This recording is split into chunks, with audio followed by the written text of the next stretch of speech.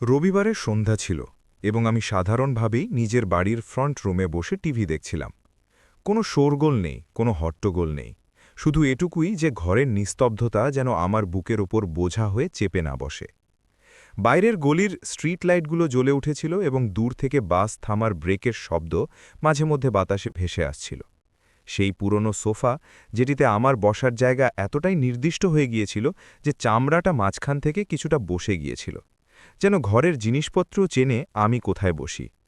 সোফার হাতলে একটি পুরনো থ্রো ব্ল্যাঙ্কেট ভাঁজ করে রাখা ছিল, ফ্যাকাশে হয়ে গেলেও পরিষ্কার, কারণ জিনিস যতক্ষণ কাজে লাগে আমি তা ফেলি না। সামনের দেওয়ালে একটি ছবি টাঙানো ছিল, আমার স্ত্রী এবং আমি মন্দিরের বাইরে দাঁড়িয়ে। তখনকার ছবি, যখন চেহারায় বলি রেখা ছিল না।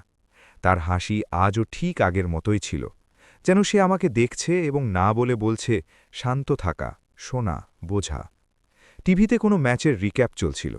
মাঝে মধ্যে সঞ্চালক গ্যাসের দাম, চাকরির ছাঁটাই, দুনিয়ার ইঁদুর দৌড়ের কথা বলছিল। আমি রিমোটটা আলতো করে ধরেছিলাম।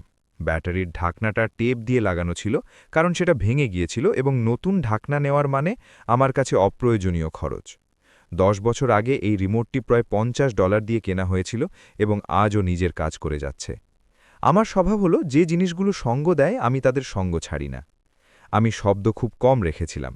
সত্যি বলতে, আমি টিভি দেখার চেয়ে ওই শব্দের সাহারায় নিজেকে একাকিত্ব থেকে বাঁচানোর চেষ্টা করছিলাম। স্ত্রীর চলে যাওয়ার পর ঘরের নিস্তব্ধতা অন্যভাবে কথা বলে। আগে এই নিস্তব্ধতা আরাম দিত, এখন মাঝে মধ্যে প্রশ্ন করে। আমার ছেলের বিয়ের পর কয়েক মাস পর্যন্ত মনে হয়েছিল যে ঘর আবার ভরে উঠবে, ঘরে শব্দ ফিরে আসবে। শুরুতে সত্যিই ফিরে এসেছিল, কিন্তু তারপর সেই শব্দগুলো ধীরে ধীরে এমন হয়ে গেল যেখানে আমার জন্য জায়গা কমতে থাকল। আর আমি পুরনো আমলের মানুষ, সব কথায় তর্ক করি না। আমার মনে হতো শান্তিই সবচেয়ে বড় সম্পত্তি। কিন্তু শান্তির দাম যদি শুধু একজন মানুষকেই চোকাতে হয়, তবে সেটা শান্তি থাকে না, বোঝাপড়া বা সমঝোতা হয়ে যায়। সেই সমঝোতার জীবনেই আমি সেদিন সন্ধ্যায় বসেছিলাম, যখন আমি হলওয়ে থেকে হিল জুতোর দ্রুত শব্দ শুনতে পেলাম। কদমগুলো এমন ছিল যেন তাদের বিশ্বাস আছে যে ঘর নিজে থেকেই রাস্তা করে দেবে। আমি ঘাড় ঘোরাইনি। এখন এত বছরে আমি পায়ের শব্দের ভাষা বুঝতে শিখেছি। কারো পা যখন ঘরে আসে, তখন বাতাস বদলে যায়, এবং সেই মুহূর্তে বাতাস সত্যিই বদলে গিয়েছিল। আমার পুত্রবধূ ঘরে এলো। না নমস্কার, না হেল্প, না এক নজর দেখা। সে সরাসরি আমার হাত থেকে রিমোট ছিনিয়ে নিল, যেন আমি সেখানে বসে থাকা কোনো মানুষ নই, বরং কোনো রাখা জিনিস। তারপর একটি বোতাম টিপল, স্ক্রিন কালো হয়ে গেল। হঠাৎ ঘরে যে শব্দ ছিল তা গায়েব হয়ে গেল, এবং তার জায়গায় যে নিস্তব্ধতা এলো তা আরামদায়ক ছিল না, তা ছিল ভারী এবং মোটা, যেন কেউ আমার কাঁধে একটি বোঝা রেখে দিয়েছে। আমার আঙুলগুলো এক মুহূর্তের জন্য হাওয়ায় ওইভাবেই বাঁকানো রয়ে গেল, যেন রিমোটটা এখনও ওখানেই আছে। শরীরের অভ্যেসগুলো তড়িঘড়ি বদলায় না। আমি তার দিকে তাকালাম, এবং সে নিজের হাত বুকের ওপর আড়াআড়িভাবে বেঁধে নিল। তার চোখ টিভির কালো স্ক্রিনের দিকে এমনভাবে তাকিয়েছিল যেন টিভি তাকে অপমান করেছে। তারপর সে আমার দিকে তাকালো, এবং তার চোখে সেই শীতলতা ছিল যা কোনো মানুষকে মানুষের মতো নয়, বরং কোনো জিনিসের মতো দেখে। আপনি সবসময় এখানেই কেন থাকেন? সে বলল। এটা ফ্যামিলি স্পেস। Family space? আমি ধীরে ধীরে ঘরটি দেখলাম। সেই কফি টেবিল, যা আমি তখন কিনেছিলাম যখন আমার ছেলে হাই স্কুলে ছিল। সেই দেওয়ালে ছোট্ট একটা গর্ত, যা তখন পড়েছিল যখন সে ঘরের ভেতর বাস্কেটবল ওড়ানোর জেদ করেছিল। সেই পর্দাগুলো, যা আমার স্ত্রী বেছে নিয়েছিল, কারণ দুপুরের রোদ সেগুলোতে সোনালি লাগত। আমি দীর্ঘশ্বাস নিলাম। আমি শুধু ম্যাচ দেখছিলাম, আমি বললাম। গলায় কোনো চ্যালেঞ্জ ছিল না, কোনো তর্ক ছিল না। আমার স্বভাবই এমন। আমি আগুন দিয়ে নয়, জল দিয়ে কাজ করি। কিন্তু সব আগুন জল দিয়ে নেভে না, কিছু আগুন জল শুষে নেয়। সে হাসল, ছোট বিঁধে যাওয়ার মতো হাসি, যাতে কোনো উষ্ণতা ছিল না। আপনার মনে হয় এটা আপনার? সে বলল। আপনি তো এখন এটার জন্য কিছুই করেন না, শুধু বসে থাকেন, যেন এই জায়গাটা আপনারই। আমার কানে আপনি শব্দটা বাজল, কিন্তু তাতে সম্মান ছিল না, ছিল দূরত্ব। আর সেই দূরত্বের পেছনে আরও একটি সত্য ছিল। আমার ছেলে তাকে কখনো আটকায়নি। আমার নজর অজান্তেই দরজার দিকে গেল, এবং সেখানেই আমার ছেলে দাঁড়িয়েছিল। তার কাঁধ ঝুলে গিয়েছিল, চোখ নিচে নামানো। সে আমার দিকে তাকাচ্ছিল না। সে মেঝের দিকে এমনভাবে তাকিয়েছিল যেন সেখানে কোনো উত্তর লেখা আছে। সেই মুহূর্তে আমার মনে হল, কোনো মানুষের নীরবতা যদি শব্দ হয়ে যায় তবে তা সবচেয়ে জোরালো চিৎকার হয়। আমার পুত্রবধূ এক পায়ে গেল, এতটাই কাছে যে তার দামি পারফিউমের গন্ধ আমার নাকে বিঁধছিল। ওটা পারফিউম ছিল না, ওটা ছিল ঘোষণা, আমি এখানে আছি এবং আমিই ঠিক করব। সে আঙুল দিয়ে দরজার দিকে ইশারা করল, যেন কোনো নেড়ি কুকুরকে তাড়াচ্ছে। বাইরে যান, সে বলল। মাত্র দুটি শব্দ, কিন্তু ওই দুটি শব্দের পেছনে ছিল বছরের পর বছর জমে থাকা সেই অপমান যা আমি প্রতিবার ঠিক আছে বলে গিলে নিয়েছিলাম। আমি তার চোখের দিকে তাকালাম, আর তারপর সে এমন কথা বলল যা কোনো মানুষের আত্মার ভেতর পর্যন্ত চিরে দেয়। এমন শব্দ যা আমি এখানে পুরোপুরি পুনরাবৃত্তি করতে চাই না, কিন্তু মানে এটাই ছিল, এই বাড়ি এখন আমার, আপনি এখানে বেকার। ঘরে ১ সেকেন্ডের জন্য সব থেমে গেল। সময় ধীর হয়নি, সময় থমকে গেল। আমার নিজের হাতের কথা মনে পড়ল, সেই হাত যা ১২ ঘন্টার শিফটে কাজ করেছে, সেই হাত যা কখনো আমার ছেলের কলেজের ফিসের জন্য চেক লিখেছিল, সেই হাত যা আমার স্ত্রীর হাত ধরে হাসপাতালের করিডোরে ঘন্টার পর ঘন্টা অপেক্ষা করেছিল। আমার সেই টাকার কথা মনে পড়ল যা আমি বিনা প্রশ্নে ছেলেকে দিয়েছিলাম যখন সে বলেছিল বাড়ির জন্য কিছু সাহায্য দরকার। আমার সেই গাড়ির কথা মনে পড়ল যা বাইরে দাঁড়িয়েছিল, পুরনো কিন্তু ঝকঝকে, কারণ আমি ভাঙা জিনিসকেও আগলে রাখতে জানি। আমি নিজের বুকের ধরফরানি শুনতে পেলাম, কিন্তু আশ্চর্যের বিষয় এই যে আমার ভেতর আগুন জ্বলে ওঠেনি, কোনো চিৎকার আসেনি, কোনো রাগ ফেটে পড়েনি।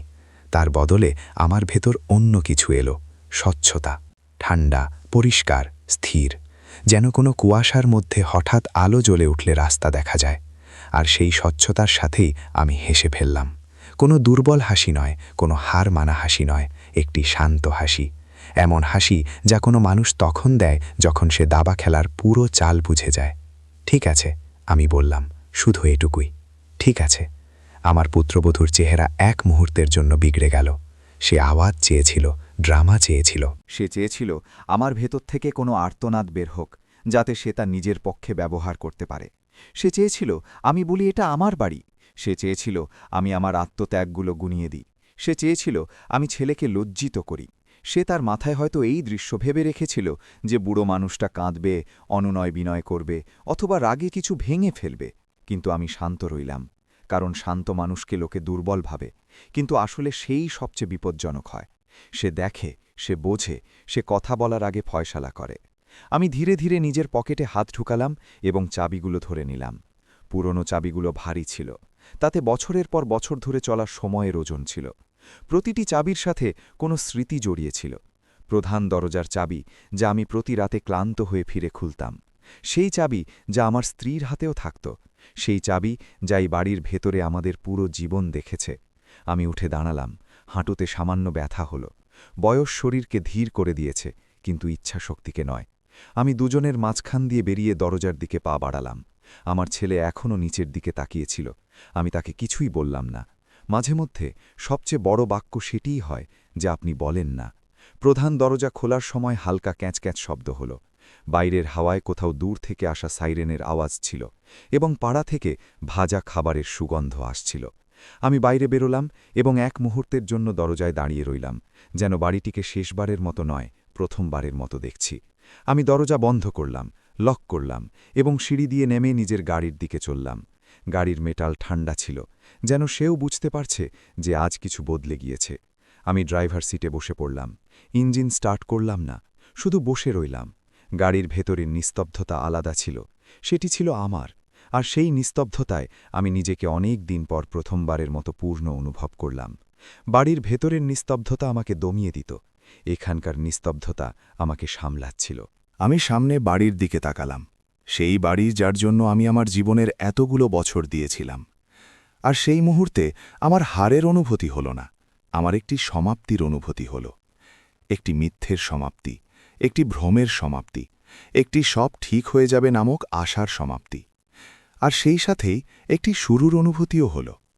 কারণ যে মানুষকে লোকে শুধু অসহায় বুড়ো মনে করে, তার কাছে সবচেয়ে বিপজ্জনক জিনিস থাকে সেই অভিজ্ঞতা, যা তাকে বলে দেয় কখন চুপ থাকতে হবে আর কখন পদক্ষেপ নিতে হবে।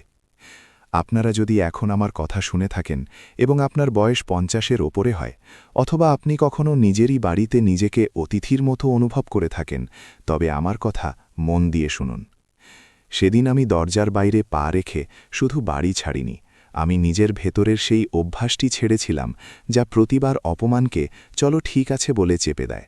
আর যে হাসি আমি সেই ঘরে দিয়েছিলাম তা আত্মসমর্পণ ছিল না, তা ছিল সাবধানবাণী, নিজের কাছেও এবং দুনিয়ার কাছেও। কারণ কিছু মানুষ আপনার শান্তিকে আপনার দুর্বলতা ভেবে নেয়, আর যখন তারা জানতে পারে যে শান্তি আসলে আপনার শক্তি ছিল, তখন অনেক দেরি হয়ে যায়।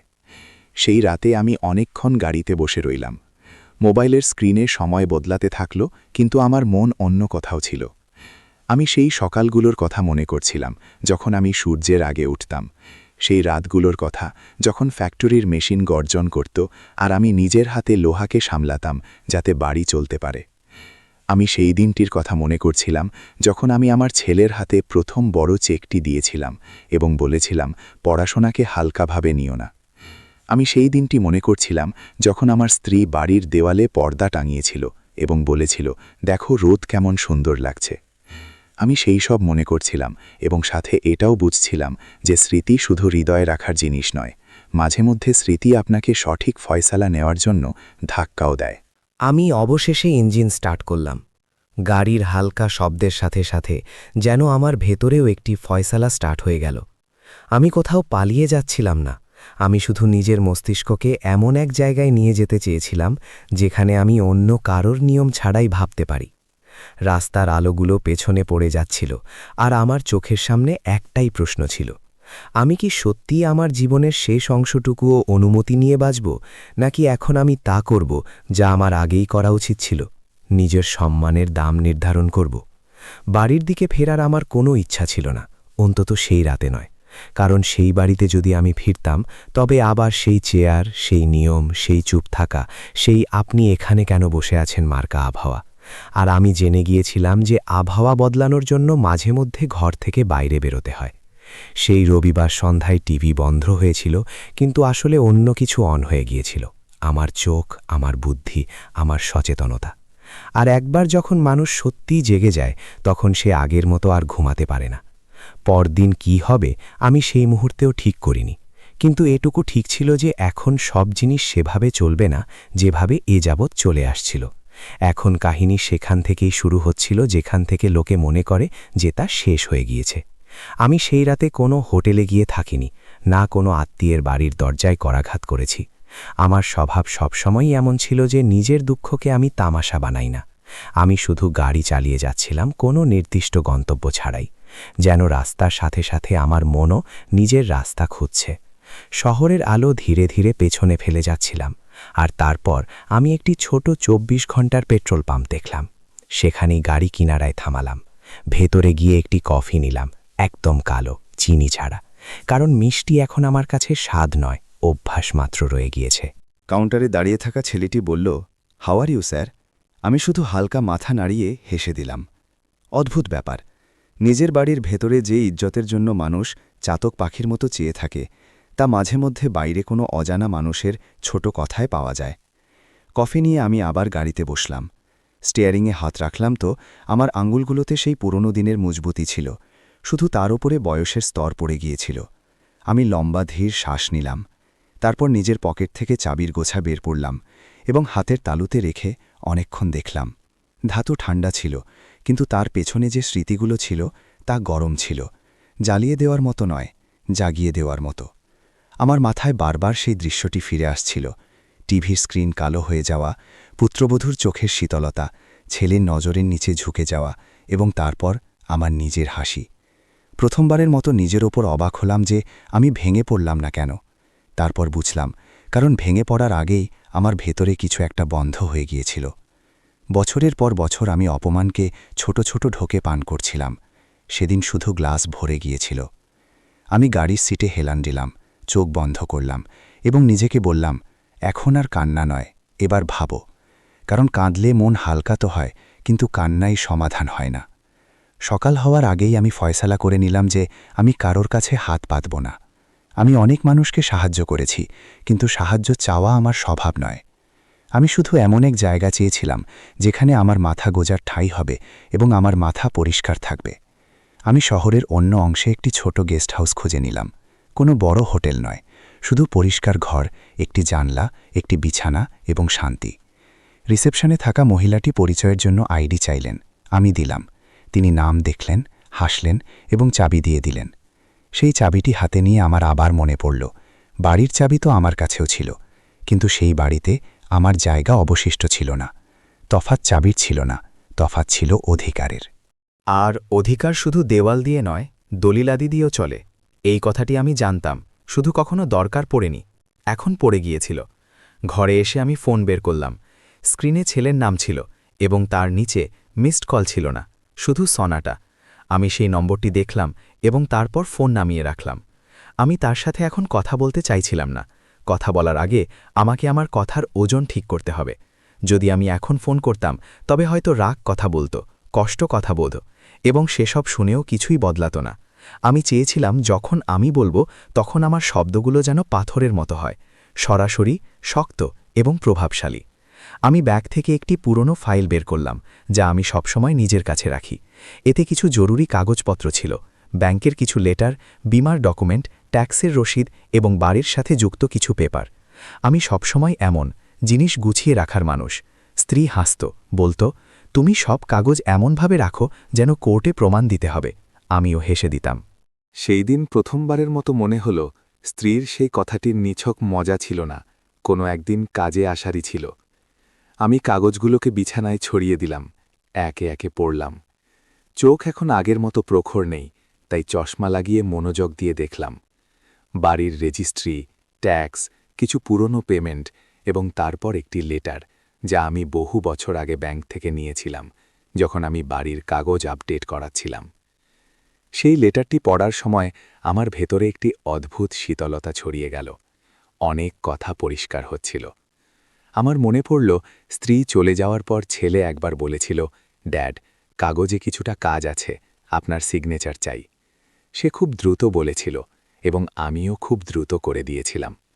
তখন আমি ভেবেছিলাম, এ তো আমার ছেলে, একে সন্দেহ করার কি আছে? কিন্তু সন্দেহ আর কাণ্ডজ্ঞানের মধ্যে তফাৎ থাকে। সন্দেহ নোংরা হয়, কাণ্ডজ্ঞান জরুরি হয়। আর আমার কাণ্ডজ্ঞান এখন জাগছিল। আমি নিজের মাথা ধরে কিছুক্ষণের জন্য চোখ বন্ধ করলাম। কোথাও না কোথাও আমার কষ্ট হচ্ছিল যে আমাকে নিজেরই ছেলের সাথে দলিলাদির ভাষায় ভাবতে হবে। কিন্তু তারপর ভেতর থেকে আরেকটি আওয়াজ এলো, যদি তুমি নিজে নিজের সুরক্ষা না করো তবে অন্য কেউ করবে না। আমি সেই মুহূর্তেই ঠিক করলাম যে আমি আবেগের পথে যাব না, আমি তথ্যের পথে যাব। আমি বাড়ি ফিরে গিয়ে তর্ক করব না, আমি চিৎকার করব না। আমি শুধু সেই সিস্টেম ব্যবহার করব যা প্রতিটি মানুষের জন্য থাকে, আইন, কাগজ এবং সীমানা। সকাল হতেই আমি সবার আগে আমার স্ত্রীর সবচেয়ে কাছের বান্ধবীকে ফোন করলাম, কমলা আন্টিকে। তিনি বহু বছর ধরে পরিবারের অংশ ছিলেন এবং তিনি আমার সম্পর্কে জানতেন যে আমি বিনা কারণে কাউকে বিরক্ত করি না। ফোন তুলতেই তিনি বললেন, বেটা, তোমার গলা ভারী লাগছে, কি হয়েছে? আমি তাকে পুরোটা বললাম না, শুধু এটুকু বললাম যে বাড়িতে কিছু ব্যাপার ঠিক চলছে না, আমার একটু সাহায্য চাই, শুধু কথা বলার জন্য। তিনি তৎক্ষণাৎ বললেন, তুমি আমার বাড়িতে চলে এসো, জলখাবার এখানেই করে নিও। আমি তার বাড়িতে গেলাম। তার বাড়ি ছোট ছিল, কিন্তু তাতে আপনত্ব ছিল। তিনি আমার সামনে গরম চা রাখলেন এবং কোনো প্রশ্ন ছাড়াই আমার মুখ পড়তে লাগলেন। কিছু মানুষ জিজ্ঞেস করে না, বুঝে যায়। আমি ধীরে ধীরে তাকে বললাম কি হয়েছিল। আমি শব্দগুলোকে স্পষ্ট রাখছিলাম, কারণ আমি চাইছিলাম না আমার কষ্ট কোনো গল্প হয়ে যাক। কিন্তু যখন বললাম যে ছেলে চোখ নিচে নামিয়ে নিয়েছিল, তখন কমলা আন্টির চোখ ভিজে গেল। তিনি আমার হাতের উপর হাত রাখলেন এবং বললেন, বেটা, এটা অপমান নয়, এটা সাবধানবাণী। এখন তোমাকে নিজের খেয়াল নিজেকেই রাখতে হবে। তার শব্দগুলো আমার ভেতরে গেঁথে গেল। তিনি তারপর আরেকটি কথা বললেন, যা আমার জন্য সবচেয়ে জরুরি ছিল। তোমার বাড়ির কাগজ কোথায়, কার নামে আছে, তুমি কি কিছু ট্রান্সফার করে দিয়েছ? আমি চুপ হয়ে গেলাম। এই প্রশ্নটিই আমি নিজেকেও করছিলাম। আমি বললাম, আমার ঠিক মনে নেই, তবে কিছু সিগনেচার করিয়েছিল সে। কমলা আন্টি মাথা নাড়লেন, যেন তিনি আগেই আজ করেছিলেন। তিনি বললেন, আজই কোনো ভালো উকিলের সাথে দেখা করো, এমন কারোর সাথে যে বৃদ্ধদের কেস বোঝে। আর ছেলে বউয়ের সাথে কথা তখন করবে যখন তোমার হাতে সত্য থাকবে। সেই দিন আমি প্রথমবারের মতো অনুভব করলাম যে সম্মান শুধু বাড়ির ভেতরে নয়, বাইরেও তৈরি হয়, এবং নিজের সম্মান বাঁচানোর জন্য মাঝে মধ্যে বাড়ি থেকে বাইরে বেরোতে হয়। আমি কমলা আন্টির বাড়ি থেকে বেরিয়ে সরাসরি এক পুরনো পরিচিতের কাছে গেলাম, রাজু। ও আমার সাথে ফ্যাক্টরিতে কাজ করত। এখন অবসর নিয়েছে এবং মাঝে মধ্যে দলিলাদি ও সরকারি কাজে মানুষের সাহায্য করে দেয়। আমি তাকে বললাম, রাজু, আমার বাড়ির কাগজের কপি চাই এবং আমাকে বুঝতে হবে আমার পরিস্থিতি কি। সে আমাকে মনোযোগ দিয়ে দেখল, তারপর বলল, ভাই, দেরি করো না, কাগজের দুনিয়ায় দেরি মানেই ক্ষতি। সে আমাকে কাউন্টি অফিসের মতো একটি সরকারি দপ্তরের কাছে নিয়ে গেল, যেখানে রেকর্ডের মাধ্যমে অনেক কিছু জানা যেতে পারত। সেখানকার লাইনগুলো লম্বা ছিল, মানুষ চিৎকার করছিল, কর্মচারীরা ক্লান্ত ছিল, কিন্তু আমি জানতাম এই ভিড়েই সত্য লুকিয়ে থাকে। আমরা ফর্ম ফিল আপ করছিলাম, ফিস দিচ্ছিলাম, এবং আমি প্রতিটি ধাপে নিজেকে আটকাচ্ছিলাম যে আবেগপ্রবণ হইও না। আজ তুমি পিতা নও, আজ তুমি একজন নাগরিক যে নিজের অধিকার বুঝছে। দুপুর নাগাদ কিছু ডকুমেন্টের কপির জন্য রিকোয়েস্ট জমা হয়ে গেল। কিছু জিনিস সেদিনই পাওয়া গেল, কিছু জিনিসের জন্য 48 ঘন্টা সময় লাগার কথা ছিল। রাজু বলল, যতক্ষণ কাগজ হাতে না আসে ততক্ষণ বাড়ি ফিরে যেও না। আমি মাথা নাড়লাম। আমার মনে বাড়ির ছবি ঘুরছিল, কিন্তু এখন তাতে আপনত্ব ছিল না, তাতে কৌশল ছিল। এখন আমি সেই বাড়িকে আবেগ দিয়ে নয়, তথ্য দিয়ে দেখছিলাম। এটাই সেই বদল যা আমার পুত্রবধূ বুঝতে পারেনি। সে ভেবেছিল সে আমাকে ঘর থেকে বের করে দিচ্ছে, আসলে সে আমাকে আমার ঘুম থেকে জাগিয়ে দিয়েছিল। সন্ধ্যা হতে হতে আমার ফোনে প্রথমবারের মতো ছেলের কল এলো। স্ক্রিনে তার নাম চমকাচ্ছিল। আমি দেখলাম, কিন্তু কল ধরলাম না। আমি তাকে সাজা দেওয়ার জন্য এমন করছিলাম না, আমি নিজেকে সামলানোর জন্য করছিলাম। কারণ যদি আমি কল ধরতাম তবে আমার গলা কাঁপতে পারত, এবং আমি চাইছিলাম না সে আমার কাঁপা গলাকে নিজের জয় মনে করুক। কয়েক মিনিট পর মেসেজ এলো, dad, where are you, please come home. আমি সেই মেসেজটি পড়লাম, এবং আমার ভেতরের এক পুরনো পিতার হৃদয় জোরে ধুকফুক করে উঠল। কিন্তু সেই সাথেই এক জাগ্রত মানুষ বলল, বাড়ি? কোন বাড়ি, যে বাড়ি থেকে আমাকে বের করে দেওয়া হলো? আমি চাইলে সেই মুহূর্তেই লিখতে পারতাম, তোমার স্ত্রী আমাকে কি বলেছে তুমি জানো? কিন্তু না, আমি এখন প্রতিক্রিয়া দিতে চাইছিলাম না, আমি উত্তর দিতে চাইছিলাম। প্রতিক্রিয়া দুর্বল হয়, উত্তর শক্তিশালী হয়। আমি ঘরে ফিরে এলাম, জানলার কাছে দাঁড়িয়ে বাইরে তাকালাম। শহরের আলো ওখানেই ছিল, কিন্তু আমার ভেতরে কিছু বদলে গিয়েছিল। আমি আমার স্ত্রীর ছবির একটি ছোট কপি নিজের মানি ব্যাগে রাখতাম, সেটি বের করে দেখলাম এবং ধীরে ধীরে বললাম, দেখো, তোমার মানুষটি এবার আর চুপ থাকবে না, কিন্তু সে শোরগোলও করবে না, সে নিজের সম্মান ফিরে পাবে। সেই রাতে আমি একটি নোটবুক বের করলাম এবং প্রথমবারের মতো নিজের জীবনে কিছু কথা লিখলাম। কোন কোন টাকা আমি দিয়েছি, কবে কবে, কি কারণে, কোন কোন বিল আমার নামে আছে, কোন কোন দলিল কোথায় রাখা আছে। এসব আমি এজন্য লিখছিলাম না যে কাউকে নিচে নামাবো, আমি এজন্য লিখছিলাম যাতে নিজেকে আবার দাঁড় করাতে পারি।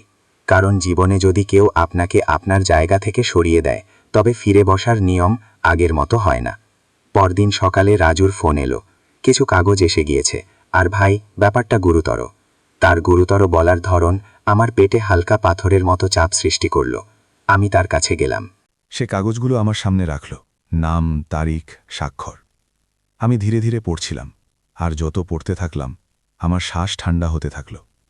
আমার সামনে পরিষ্কার হতে লাগল যে কিছু ফয়সলা আমার অনুপস্থিতিতে বা আমার কাণ্ডজ্ঞান ছাড়াই করিয়ে নেওয়া হয়েছিল, অথবা অন্তত আমার পূর্ণ তথ্য ছাড়াই। আমি সে কাগজের উপর আঙুল রেখে বললাম, এটা কবে হলো?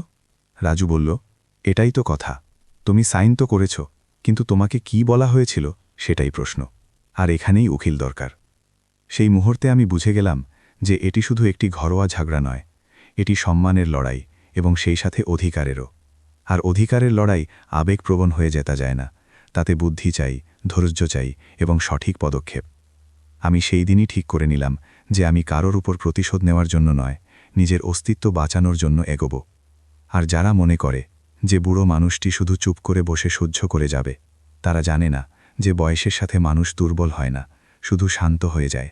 আর শান্ত মানুষ যখন ওঠে, তখন পুরো ঘর কেঁপে ওঠে কোনো শব্দ ছাড়াই। সেই রাতে আমি ছেলেকে এক লাইনের মেসেজ পাঠালাম, আমি ঠিক আছি, কাল কথা হবে, একাই এসো। শুধু এটুকুই, না কোনো অভিযোগ, না গালি, না লম্বা ভাষণ। আমি চেয়েছিলাম প্রথমবারের মতো নিয়ম আমি ঠিক করি। আর আমি জানতাম, কাল যখন সে আসবে, তখন সে শুধু আমার ছেলে হবে না, সে একজন মানুষ হবে যাকে প্রথমবারের মতো নিজের ফয়সালার মুখোমুখি হতে হবে।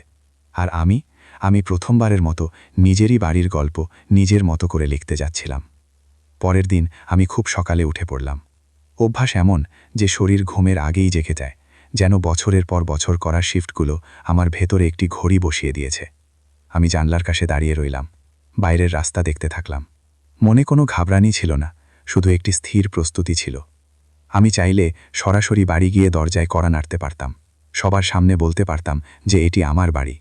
কিন্তু আমি জানতাম এভাবে বললে বাড়ি বাঁচে না, শুধু অহংকার বাঁচে, আর অহংকার দিয়ে সম্পর্ক ভেঙে যায়, সমাধান বের হয় না। আমার লক্ষ্য তামাশা ছিল না, আমার লক্ষ্য ছিল সীমা নির্ধারণ করা। সেই সীমার ভেতরেই সম্মান থাকবে, নতুবা সম্পর্ক শুধু নামে থাকবে। দুপুরের কিছু আগে আমার ছেলে এলো। আমি জানতাম না সে একা আসবে কিনা, কিন্তু আমি পরিষ্কার লিখেছিলাম একাই এসো, আর সে একাই এলো। হয়তো প্রথমবারের মতো সে আমার কথাকে আদেশের মতো নয়, মিনতির মতো নয়, বরং একটি সীমার মতো গ্রহণ করেছে। যখন সে ঘরে ঢুকল, তখন তার চেহারায় রাতভরের ক্লান্তি ছিল, চোখের নিচে হালকা কালি, হাতে অস্থিরতা। সে আমাকে দেখে ড্যাড বলল, কিন্তু গলায় সেই ভয় ছিল যা ছোট বাচ্চার তখন হয় যখন সে জানে যে সে ভুল করেছে। আমি তাকে বসার ইশারা করলাম। আমি জলের গ্লাস তার সামনে রাখলাম। কোনো নাটক নয়, কোনো সিন ক্রিয়েট করা নয়, শুধু এক পিতা আর পুত্র, আর মাঝখানে বছরের পর বছরের নীরবতা। সে বলতে চাইছিল, কিন্তু শব্দ আটকে যাচ্ছিল। অবশেষে সে বলল, আপনি কোথায় চলে গিয়েছিলেন? আপনি ফোন কেন ধরছিলেন না? আমি তার মুখের দিকে তাকালাম। তুমি কাল ফোন করেছিলে, আমি শান্ত স্বরে বললাম, আর কাল তুমিই আমাকে দেখেছিলে। সে নিচের দিকে তাকাতে থাকল। সেই অভ্যাস, সেই পালিয়ে যাওয়া। আমি বললাম, আমি ফোন ধরিনি কারণ সেই মুহূর্তে আমি আবেগপ্রবণ ছিলাম, আর আবেগপ্রবণ হয়ে যদি আমি কিছু বলতাম, তবে হয়তো এমন কিছু বলে ফেলতাম যা ফিরিয়ে নেওয়া যেত না। তার ঠোঁট কাঁপল। ড্যাড, ও ওভাবে বলতে চায়নি, সে শুরু করল। আমি হাত তুলে তাকে থামালাম। আমি শুনেছি সে কি বলেছে। আমি বললাম, আর আমি দেখেছি তুমি কি করেছ। শব্দ তার ছিল, নীরবতা তোমার ছিল, এবং দুটোরই চোট সমান লেগেছে। সে একদম চুপ হয়ে গেল। ঘরে বাতাস ভারী হতে লাগল, কিন্তু আমার ভেতরে কোনো তুফান ছিল না। আমি এখন তুফান নই, আমি ছিলাম দিশা। আমি নিজের ফাইল টেবিলের ওপর রাখলাম। কাগজের শব্দ খুব কম হয়, কিন্তু তার প্রভাব খুব বেশি হয়। আমি একটি একটি করে পেপার তার সামনে স্লাইড করলাম। এগুলো দেখো, আমি বললাম, এগুলো সেই পেপার যেগুলোতে আমার সাইন আছে। সে ঝট করে কাগজগুলো দেখতে লাগল, যেন সেও আশা করেনি যে সবকিছু এতটা পরিষ্কার হবে। আমি বললাম, আমার মনে আছে তুমি বলেছিলে শুধু ছোট কাজের জন্য সাইন চাই, আর আমি করে দিয়েছিলাম, কারণ তুমি আমার ছেলে। কিন্তু যখন বাড়িতে কারো সম্মান কেড়ে নেওয়া হয়, তখন বিশ্বাসের ভাষা বদলে যায়। তার চোখে জল এসে গেল। ড্যাড, আমার ইচ্ছা এমন ছিল না। সে আবার থামল। আমি তাকে থামতে দিলাম। কিছু কথা মানুষের নিজের ভেতর থেকে বের করতে হয়। আমি ধীরে ধীরে বললাম, ইচ্ছা যাই হোক না কেন, ফলাফল হলো এই যে কাল তুমি আমাকে আমারই বাড়িতে একা করে দিয়েছিলে, আর আজ যদি আমি তোমাকে এই কাগজগুলো দেখাচ্ছি, তবে এটা কোনো হুমকি নয়, এটা আমার সুরক্ষা। সে মাথা নিচু করে বসে রইল। কিছুক্ষণ পর সে ম্লান স্বরে বলল, আমি ফেঁসে গিয়েছিলাম ড্যাড। শুধু এটুকুই বলে সে কেঁদে ফেলল। বড় মানুষ কাঁদলে সেই কান্না আলাদা লাগে, তাতে শৈশবও থাকে, লজ্জাও থাকে, এবং একটি ভেঙে যাওয়া শব্দও থাকে। সে বলল, ওর রাগ, ওর চাপ সব সময়, এই বাড়ি আমাদের হওয়া উচিত, লোকে কি বলবে, আপনি কেন এখন এখানে থাকেন? আমি আপনার সাথে লড়াই করতে চাইছিলাম না, আমি ওর ওপরেও রাগ করতে চাইছিলাম না, আমি মাঝখানে পিষ্ট হয়ে যাচ্ছিলাম। আমি তার দিকে তাকালাম, এবং প্রথমবারের মতো আমার ভেতরের কঠোরতা একটু নরম হলো, কিন্তু নরম হওয়ার মানে রফা করা নয়।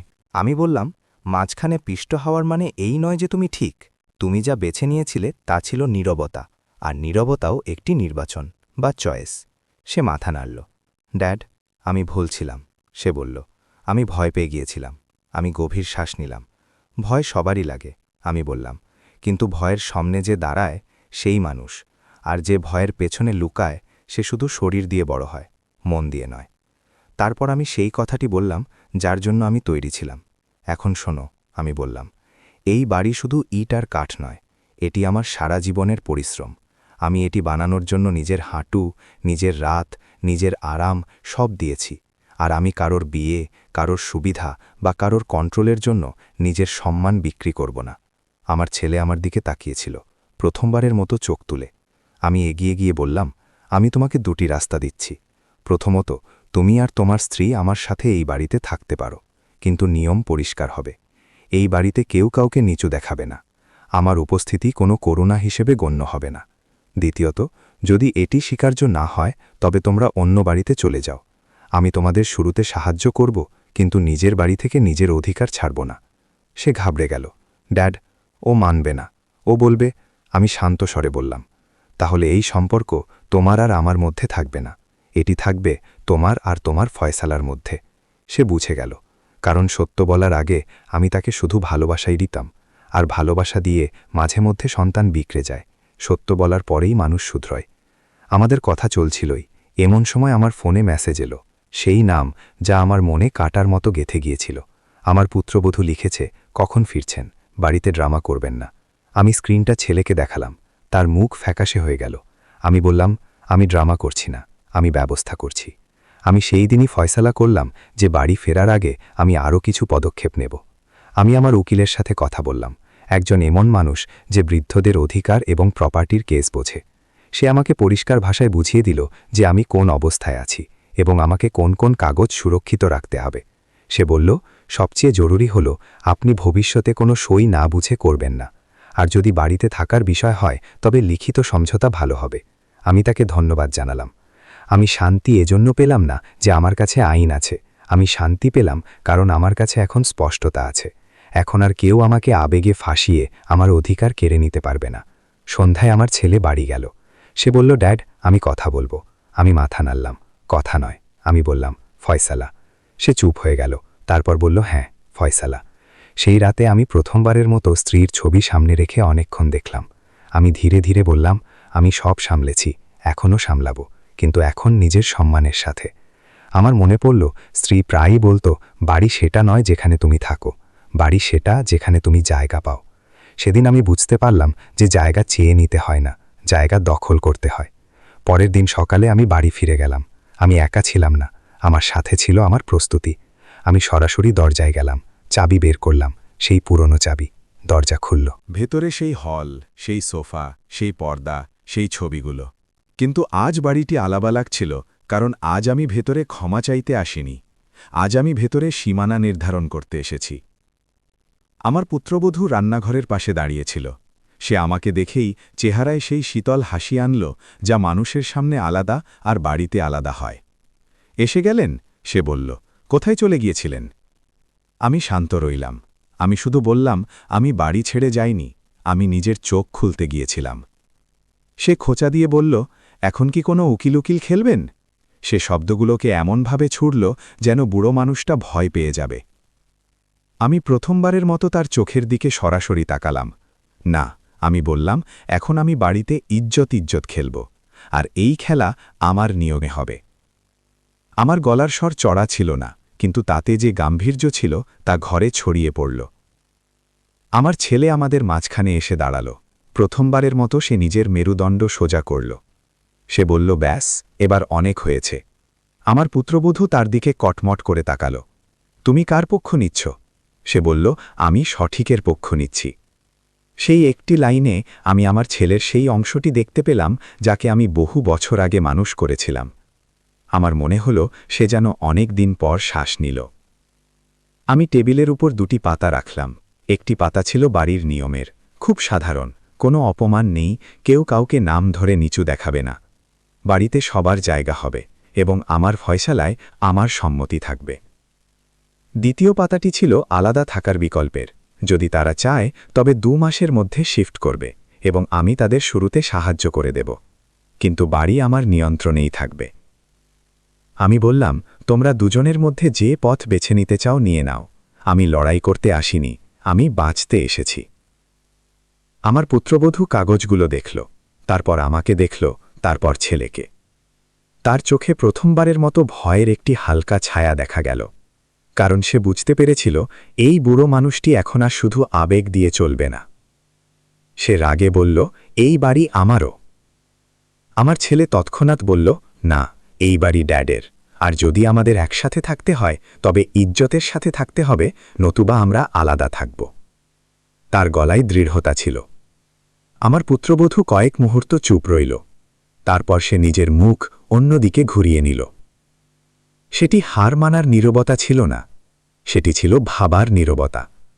আর আমার জন্য সেটাই যথেষ্ট ছিল যে ক্ষমতার ভারসাম্য আবার সঠিক জায়গায় ফিরে এসেছে।